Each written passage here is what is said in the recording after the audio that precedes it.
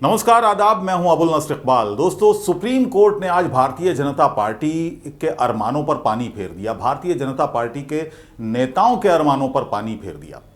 और किस तरह से फेरा?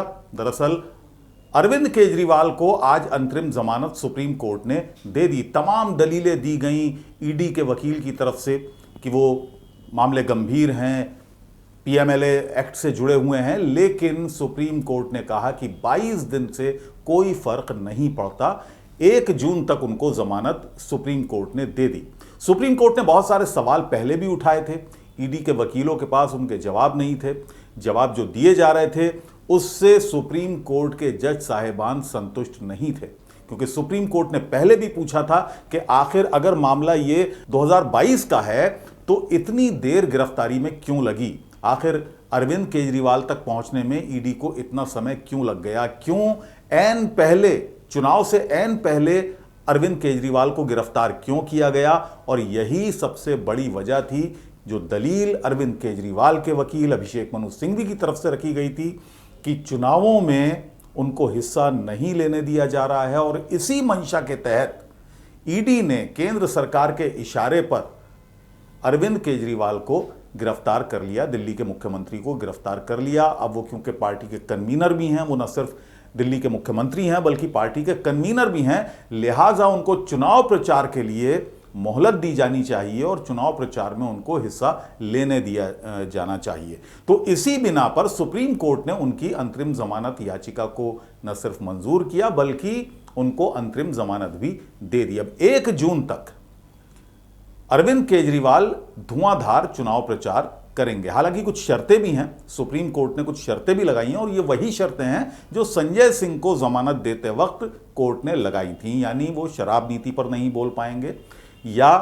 वो जो भी जहां पर भी वो जाएंगे उसकी जानकारी जांच एजेंसियों के पास होनी चाहिए। तो इन शर्तों के साथ उनको जमानत दे दी गई। तो ये तो एक पहलू हो गया कि उनको जमानत मिल गई। अब दूसरा पहलू जिससे भारतीय जनता पार्टी के नेता खासे परेशान हैं और इंडिया गठबंधन में एक खुशी की लहर है, क्योंकि जो 3 चरणों के चुनाव हुए हैं उसमें भारतीय जनता पार्टी पहले ही पस्त नजर आ रही है। आप बयानों से जाहिर हो रहा होगा, प्रधानमंत्री किस तरह के बयान दे रहे हैं, बार बार एक खास नैरेटिव पर इन चुनावों को लाने की कोशिश हो रही है।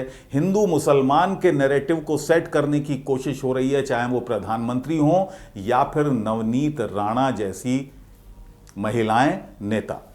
वो बार बार ये कोशिश कर रहे हैं भारतीय जनता पार्टी के नेता कि इस पूरे चुनाव को मुद्दों से हटाकर हिंदू मुसलमान पर ले आएं, लेकिन ऐसा हो नहीं पा रहा है। और जो फ्रस्ट्रेशन लेवल है भारतीय जनता पार्टी के नेताओं का वो बढ़ रहा है, और इस फ्रस्ट्रेशन लेवल को और बढ़ा दिया है इस अंतरिम बेल ने अरविंद केजरीवाल की। अरविंद केजरीवाल अब धुआंधार चुनाव प्रचार करेंगे।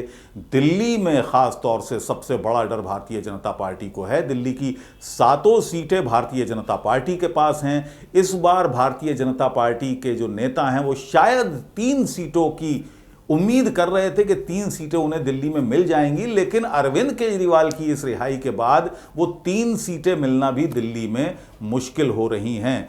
हरियाणा में जो हाल है पार्टी का वो आपने देखा होगा। हरियाणा में अच्छा खासा दखल है आम आदमी पार्टी का। हालांकि गुजरात में अब चुनाव हो चुके हैं, लेकिन हरियाणा में भी पार्टी को अब ये डर सता रहा है कि अरविंद केजरीवाल के बाहर आने के बाद हरियाणा में भी उसको खासा नुकसान होगा। न सिर्फ दिल्ली में बल्कि हरियाणा में भी अच्छी खासी सीटें उसकी कम हो जाएंगी, क्योंकि इंडिया गठबंधन वहां पर भी बड़ी मजबूती के साथ लड़ रहा है। वहां की सरकार को चुनौती मिल रही है। अभी निर्दलीय विधायकों ने सरकार से समर्थन वहां पर वापस ले लिया था। इसके बाद ये चैलेंज किया गया था कि वहां पर जो भारतीय जनता पार्टी की सरकार है वो अल्पमत में आ गई है। तो पूरे देश में एक माहौल बना है, और जो जोश नजर आ रहा था इंडिया गठबंधन के नेताओं में वो इस रिहाई के बाद, इस बेल के बाद और ज्यादा हाई है इस वक्त जोश। अब मैं आपको थोड़े ट्वीट भी दिखा देता हूं, कुछ बयान भी दिखा देता हूं। ममता बनर्जी का बयान आया, उन्होंने कहा कि यह खुशी की बात है, लोकतंत्र की जीत है और इससे इंडिया गठबंधन को और मजबूती मिलेगी। भगवंत मान का भी ट्वीट आया, आम आदमी पार्टी की तरफ से भी ट्वीट किया गया।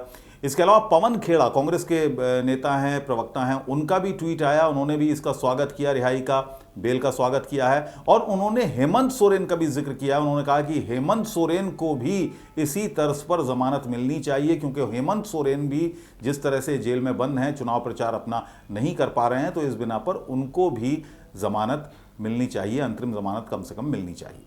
तो बहुत सारे नेताओं का जोश हाई है, इंडिया गठबंधन के नेताओं का जोश हाई है। अब मैं आपको बयान भी सुनवाता हूं जो बयान इंडिया गठबंधन के नेता दे रहे हैं। ममता बनर्जी ने बयान दिया, भगवंत मान का बयान आया, आम आदमी पार्टी का जाहिर है बयान आया कि ये लोकतंत्र की जीत है। और जिस तरह से अरविंद केजरीवाल बाहर आ रहे हैं, वो एक बड़े उद्देश्य के लिए बाहर आ रहे हैं। तो कुल मिलाकर अंतरिम बेल मिलने के बाद अरविंद केजरीवाल को भारतीय जनता पार्टी के नेता खासे परेशान है, क्योंकि उनका नैरेटिव इस चुनाव में सेट हो नहीं पा रहा है हिंदू मुसलमान वाला।